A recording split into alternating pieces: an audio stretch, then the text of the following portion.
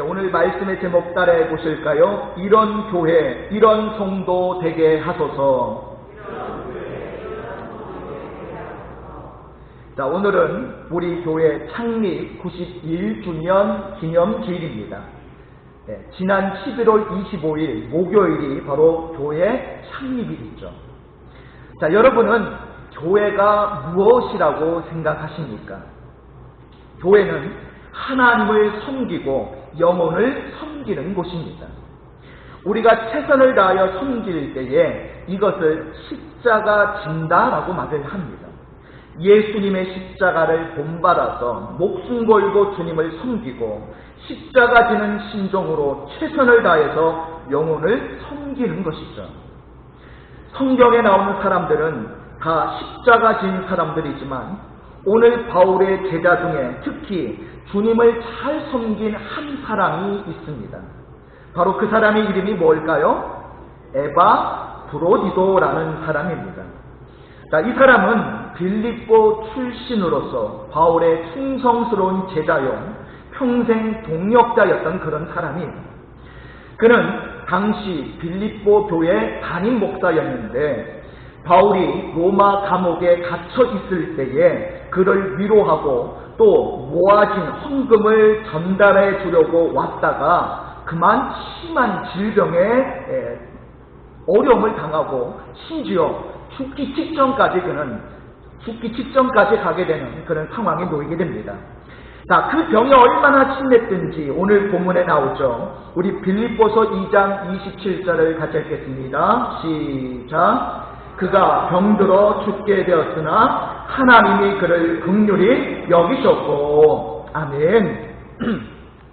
자, 에바브로디도는 평생 예수님을 믿고 바울을 위하여 일하다가 선교 여행 중에 너무 힘들어 죽을 병에 들 만큼 고생을 했습니다. 그런데 다행스럽게도 하나님께서 그를 긍휼히 여겨주셔서 얼마 후에 몸이 회복이 됐죠. 회복이 되자 바울이 그에게 빌립보서 편지를 써주면서 빌립보로 다시 글을 보내며 이렇게 말을 합니다. 우리 빌립보서 2장 25절을 같이 읽어보겠습니다. 시작. 그러나 에바브로디도를 너희에게 보내는 것이 필요한 줄로 생각하노니 그는 나의 형제요 함께 수고하고 함께 군사된 자요 너희 사자로 내가 쓸 것을 돕는 자라. 아멘. 자, 여기 보니까 바울이 에바브로디도에 대해서 몇 가지로 이야기하고 있죠. 나의 형제, 그리고 함께 수고한 자, 함께 군사된 자, 나의 쓸 것을 돕는 자. 자, 오늘 우리는 어떻게 교회를 섬겨야 할까요? 오늘 바울이 에바브로디도에 대해서 몇 가지를 이야기하고 있는데 이 말씀을 통해서 우리 모두 에바브로디도를 통해서 배울 수 있기를 바랍니다.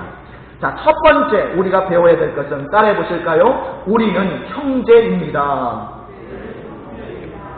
자, 바울이 에바브로디도에 대해서 말한 첫 번째는 형제라는 것입니다. 자, 오늘 본문 25절을 읽어보니까 자, 여기서 뭐라고 말을 하고 있어요? 그는 나의 무엇이요? 형제요 라고 말을 하고 있죠. 자, 바울이 에바브로디도는 나의 형제요 라고 말하고 있습니다.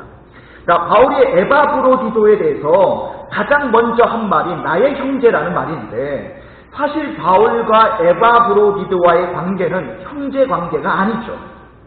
스승과 제자와의 관계라고 할 수 있습니다. 왜요? 바울이 그를 가르쳤기 때문이죠. 더 나아가 두 사람은 영적 아버지와 아들과 같은 관계입니다. 복음 안에서 그를 낳았고 길렀기 때문이죠. 그런데도 바울은 그를 제자나 자녀라고 부르지 않고 나의 형제라고 부르고 있습니다. 자, 왜 그렇습니까? 한 아버지를 섬기고 있기 때문이죠. 우리가 교회에 들어와서 예수님을 믿기 시작하면 한 하나님을 아버지로 섬기게 됩니다. 하나님이 지으셨기 때문에 아버지요, 한 아버지에서 나왔기 때문에 우리 모두는 형제가 되는 거죠. 예수 믿어 달라지는 첫 번째는 하나님이 나의 아버지가 되시는 것입니다. 우리가 예수님 믿으면 성품부터 먼저 바뀌는 것이 아니라 소속부터 먼저 바뀌는 거죠. 하나님 아버지에게 소속이 됩니다. 아버지가 같으면 거기서 태어난 사람들이 모두 다 형제 관계가 되는 거죠. 그래서 예수 믿어 달라지는 두 번째는 교회 안에서 우리는 한 형제요 한 자매로 살게 된다는 것입니다. 자, 우리 옆에 계신 분들하고 서로 이렇게 한번 인사 나눠볼까요? 당신은 나의 형제요 나의 자매입니다. 자, 여러분 어떻습니까? 여러분은 한 하나님을 믿는 형제요 자매임을 믿으십니까? 교회를 타락시키는 가장 큰 적 중에 한 가지가 바로 개인주의, 이기주의, 그리고 서로에 대한 무관심이라고 할 수가 있습니다. 편하게 믿으면 됐지 하고 공동체에 소속되기를 싫어하는 성도들이 의외로 많이 있습니다. 그러나 그것은 아버지는 있는데 형제는 없는 사람과 같은 거예요. 교회와 세상이 다른 것이 바로 이것입니다. 세상은 서열에 따라서 신분적 사회라고 할 수 있죠. 능력 있는 사람이 우대받고 또 서열이 높은 사람이 지배합니다. 그러나 교회는 세상에서 유일하게 신분이 철폐되고 서열과 능력을 뛰어넘는 곳입니다. 교회 안에도 물론 많은 직분이 있으나 그 직분은 신분도 아니고 서열도 아니고 능력의 차이도 아니다라는 것입니다.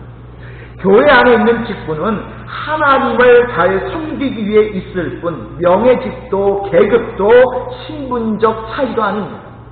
교회는 본질적으로 한 아버지를 섬기는 형제 자매들의 신앙 공동체라고 할 수가 있습니다. 그래서 서울에 있는 어떤 교회는 이렇게 한다고 해요. 교인들이 서로 이렇게 직분을 붙여서 부르지 않고 자기보다 나이가 많으면 형님, 누님, 언니, 또 나이가 자기보다 적으면 아우님 이렇게 부르는 교회가 실제로 있다고 해요. 목사님도 자기보다 나이가 많은 성도는 형제, 누님 뭐 이렇게 부르고 적으면 동생, 아우님 이렇게 부른다는 거예요. 인천에 어떤 교회가 있는데요. 이 교회는 교인이 무려 2,000명이나 되는데 놀라운 사실은 목회자가 담임 목사 1명뿐이다라는 거예요. 부목사도 없고 전도사도 없습니다. 자, 그런데 어떻게 담임 목회자 1명이 이 교인 2,000명을 돌볼 수 있을까요? 그 역할을 누가 하느냐면 교인들이 한다는 거예요. 왜요? 서로를 내 형제, 내 자매라고 생각하기 때문이다라는 겁니다. 내 가족이기 때문에 내가 돌본다라는 그런 생각으로 서로를 돌본다는 거예요. 우리는 교회 안에서 한 형제여 한 자매인 줄 믿습니다. 우리 교회도 서로를 주 안에서 한 형제여 자매로 여기며 진심으로 사랑하고 서로를 섬기는 저와 여러분 되시기를 바랍니다.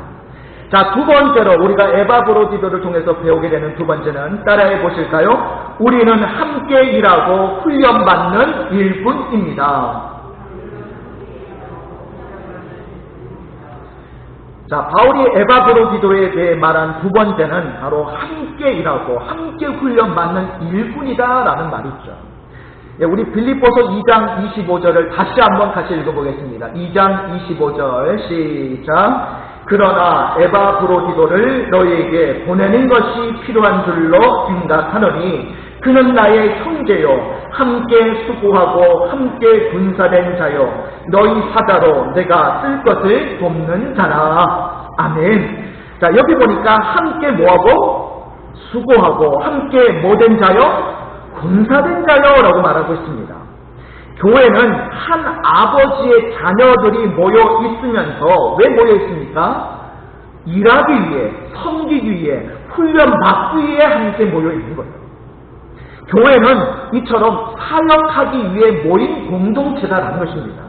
어떻게 사역합니까? 함께 수고하고, 즉 함께 일하는 것입니다.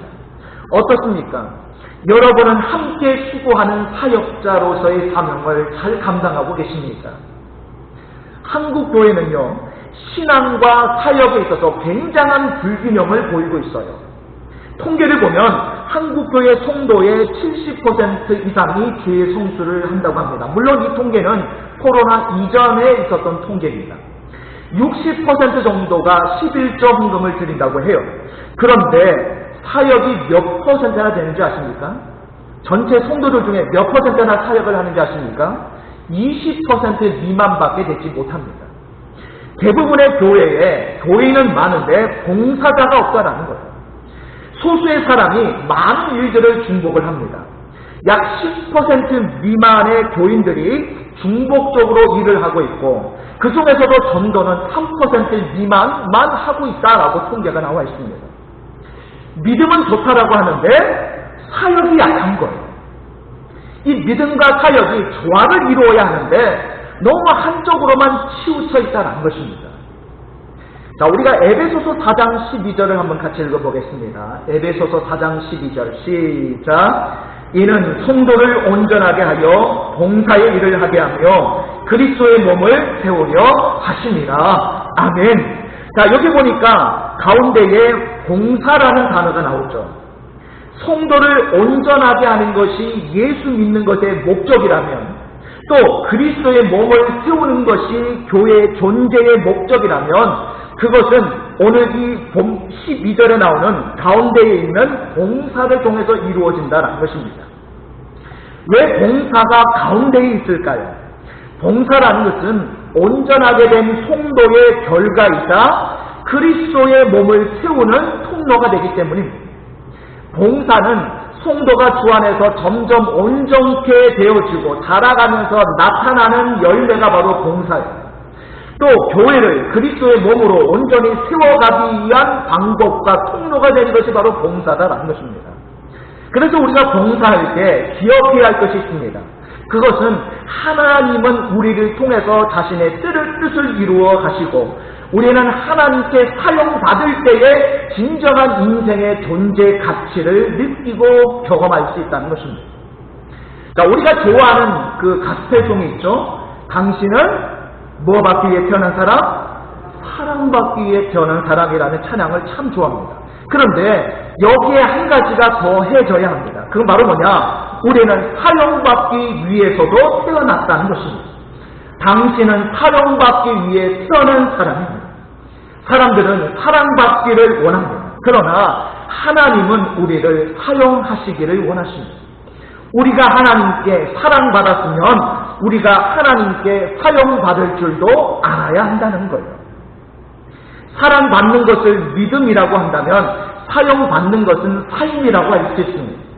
사랑받는 것이 우리의 존재라면 사용받는 것은 사명이다라고 할 수가 있죠.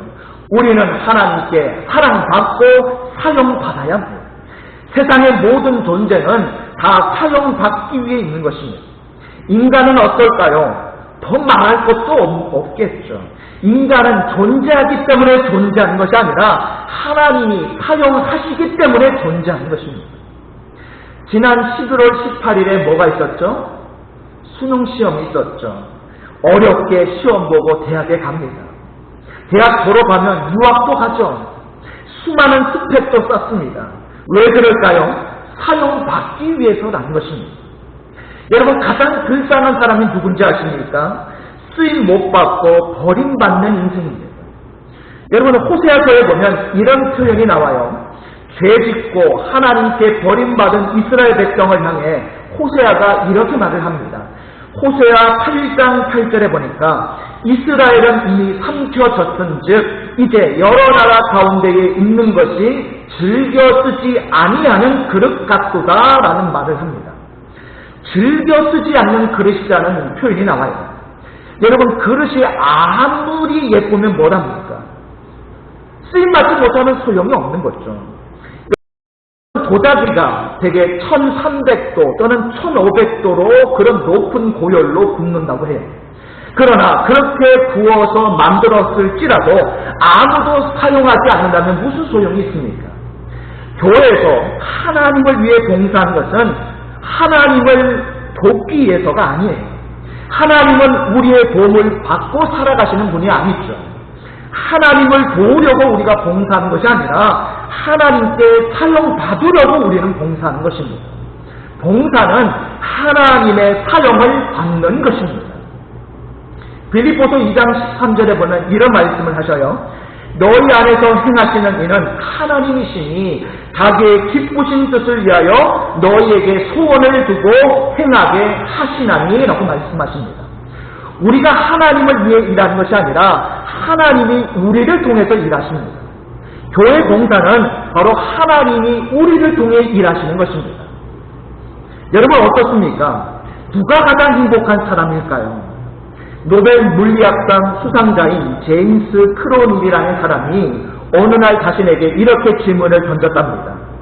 이 세상에서 가장 행복한 사람은 누구일까? 그 질문에 본인 스스로가 이렇게 대답을 했다고 해요. 어제 하다가 남겨두었던 일을 계속하기 위해 아침이 오기를 기다리는 사람. 여러분 멋지지 않습니까? 그렇습니다. 목적을 가지고 일하는 사람이에요. 해야 할 일이 있는 사람입니다. 주님을 위해 봉사할 것이 있고 헌신할 것이 있고 사역할 거리가 있는 사람이 정말 행복한 사람인 줄 믿습니다. 그런데 일꾼으로서 우리가 쓰임받을 때 정말 중요한 게 하나 있어요. 오늘 본문 25절에 보면 여기에 수고하고 군사된 자요라는 이 부분에 여기 똑같이 들어가는 단어가 있죠. 자, 어떻게 수고하고 어떻게 군사된 자예요? 함께 수고하고 함께 군사된 자요라고 말씀하고 있죠. 바로 이 함께라는 이 단어가 중요합니다. 어느 숲에 사자가 있고 풀벌레가 있는데 서로 내기를 했다고 해요. 누가 큰 소리를 내는지 내기를 했는데 여러분 누가 이기겠습니까? 누가 보나 이거는 뭐 해보나 마나 이거는 사자가 이기는 거죠. 어떻게 풀벌레가 사자를 이길 수 있겠습니까? 먼저 사자가 자신 있게 소리를 지르면 그 소리는 저 멀리 10km까지 이 소리가 쩌렁쩌렁 울려 퍼지는 거예요. 사자는 만족한 듯 풀벌레를 바라봅니다. 이제 풀벌레 차례가 되었는데 여러분 풀벌레가 아무리 크게 울어봤자 소리가 어떻게 나겠어요? 삐리 삐리 삐리 너무 소리가 적은 거예요. 겨우 10m도 가지 못하는 소리였습니다. 그러다 사자가 비웃습니다. 야 그까짓 거 가지고 네가 감히 나한테 덤벼? 어디 감히? 그런데 그 말을 하자마자 놀라운 일이 벌어집니다. 풀벌레 소리가 들리자마자 다른 풀벌레들이 따라 울기 시작하는 거예요. 마침내 그 소리는 온 산과 골짜기에 메아리쳐 울리기 시작합니다. 한 마리의 사자 소리보다 풀벌레 수천 마리, 수만 마리의 소리가 더 크게 울려 퍼지는 거예요. 여러분 성경의 삼겹줄은 쉽게 뭐하지 않는다라고 말씀해요? 쉽게 끊어지지 않는다라고 말씀하시죠. 혼자보다 함께하는 것이 지치지 않고 오래 할 수 있는 거예요.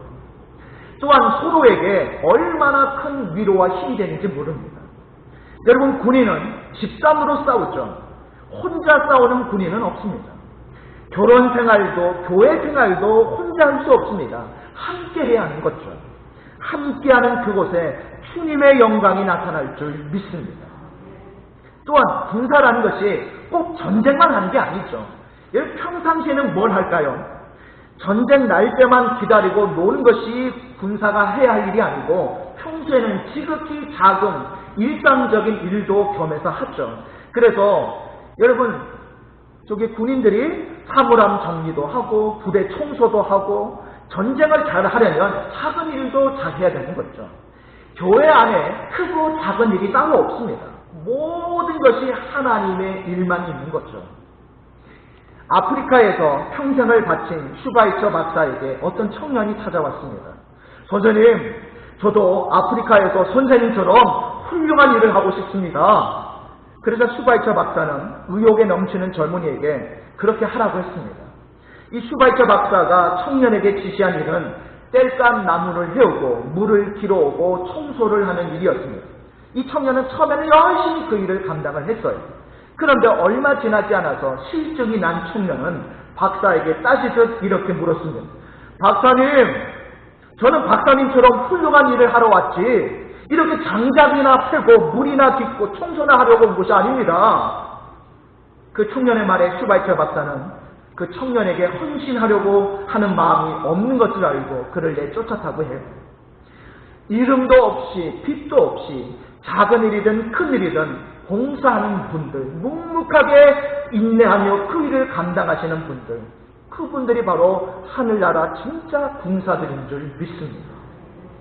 여러분, 몇 년 전에 포항에서 지진이 한동안 굉장히 좀 오랫동안 크게 나서 전 국민들이 걱정하던 때가 있었죠.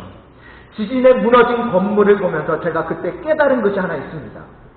건물을 지을 때 여러분, 기초를 튼튼히 하는 게 얼마나 중요한지 몰라요. 이 먼저 기초를 튼튼히 하기 위해서는 가장 먼저 뭐를 세우죠? 뼈대라고 할 수 있는 철근을 세우죠. 철근을 심고 그 위에 콘크리트를 붓고 시멘트를 바르지 않습니까? 그러다가 건물이 완성이 되면 그 위에 페인트를 칠하고 벽지를 바르게 됐죠. 그러면 겉으로 볼 때는 이 외장재만 보입니다. 페인트나 벽지만 보이죠. 그런데 그때 포항에서 났던 지진을 통해서 보니까 건물에서 제일 중요한 게 바로 이 철근이더라고요. 철근과 콘크리트가 보이지 않는 곳에서 건물을 튼튼히 받쳐주고 있어야 그 건물이 무너지지 않더라는 것입니다. 여러분, 우리 교회에서 누가 교회를 떠받드는 철근이고 콘크리트일까요? 다른 사람을 돋보이게 하고 자기는 숨어서 묵묵하게 주의 사명을 감당하는 그 사람은 누구일까요? 드러나지 않은 채 온몸으로 교회를 떠받드는 희생과 헌신을 통해서 주의 사명을 감당하는 일꾼은 누구일까요? 누구나 다 자기 이름 드러내고 싶고 생색내고 싶어 함에도 불구하고 그럼에도 아무도 보지 않는 그곳에서도 여전히 주님 앞에 변함없이 충성하는 그 일꾼은 누구일까요? 하나님은 오늘 이런 일꾼을 찾고 계십니다. 하나님의 최고 기쁨은 우리를 통해 일하시는 것이고 우리의 최고의 영광은 하나님께 쓰임받는 것입니다. 우리 모두 하나님 앞에 충성하시고 쓰임받는 그런 일꾼들 가지시기를 바랍니다. 마지막 세 번째입니다. 따라해 보실까요? 우리도 목숨 걸고 주님을 섬깁시다.